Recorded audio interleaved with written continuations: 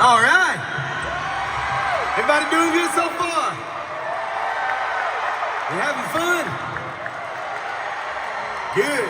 I am too. We had a day off here yesterday, and I want to tell you something tonight. But I want to tell you that we had a really good time here yesterday. We had some friends take us out. You put me in the dirt and put me out in the woods somewhere, and I'm a happy boy. We had some friends take us a couple hours over from here and take us through some creek beds and take us looking for arrowheads. We found some really cool stuff. Found some cool arrowheads, found some old Indian pottery, and found some gigantic water moccasins. I've seen the biggest water moccasin I've seen in my life yesterday. It's the biggest. It looked like a rattlesnake. It was gigantic. We didn't play with it. We gave him plenty of respect. But my friends, I told you I wouldn't talk a whole lot tonight, and I ain't. But I want to tell you one thing. I want to tell you a little story, and this was laid on my heart several months ago before we started this tour, and I promised that I would say it every night. And it's been my pleasure to say it every night, and I think it's the most important thing that I could ever tell you from where I'm standing. But it comes with a story also, and it comes with a story about where we were when we wrote this record. And we were just some country boys from down in South Mississippi. They got together and started a rock band, and you know, during your first record, you got your whole life to write your first record. You know, like a collection of songs from when you was a teenager. Kryptonite and half the first of that record I wrote in my math class, or either I wrote driving a tractor. I did both. And but this was our first record to write like as a real band. And you know, you got your whole life to write your first one. You got like 6 months to write your second one, they say. You know, and by the grace of God, we had an incredible amount of success off that first record.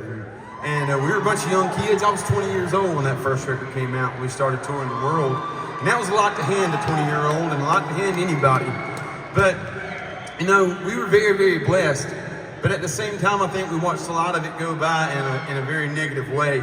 And, you know, we walked around with smiles on our faces, but we all kind of had some darkness in us. And I'd say kind of, we had some darkness in us. And I especially had some darkness in me.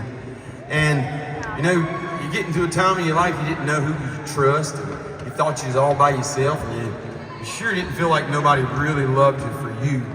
And as I thought about this tour, you know, that thought occurred to me of how so many of us, all of us maybe, are like that in this world. We walk through the world so many days with smiles on our faces and kind of holes in our hearts, you know, in this darkness, because we're unsure if we're enough, you know? And social media is wonderful at stuffing the idea that we're not enough down our throats in every way that it can. You're not enough, you're not rich enough, you're not good looking enough, you're not this enough, you know, like you'll never be enough. Well, first off, my friends, I'm gonna tell you, absolutely, you are enough. God made you just the way that you are. And when we walk through our lives, and you find yourself feeling like nobody loves you, maybe you're not sure who loves you, and you feel like you're all alone, my friends, I want to tell you something. You have never in your life been alone. You will never be alone. And you have been loved from the moment you were born into the day that you die. Because Jesus Christ loves you, and He'll always be there with you, and He will never, ever, ever leave you alone. So my friends, on your darkest day, just remember that Jesus Christ loves you, and He died for you, and He loves you, my friends. God bless you.